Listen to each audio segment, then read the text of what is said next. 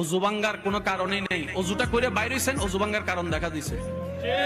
কোন রকম কষ্ট করে নামাজে গেছেন, আল্লাহু আকবার, সারা দুনিয়া চিন্তা সব।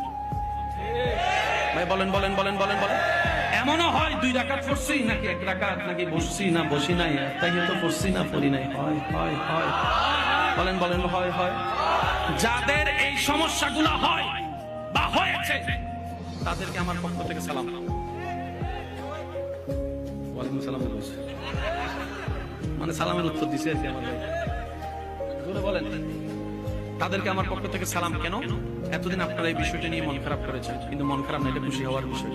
শয়তান সেই ঘরে হামলা করে যে ঘরে ঈমানের আলো আছে, ঈমানের আলো আছে। শয়তান আপনাকে জ্বালিয়েছে, তার মানে প্রমাণ এটাই হয়েছে আপনার ভিতরে এখনো ঈমান।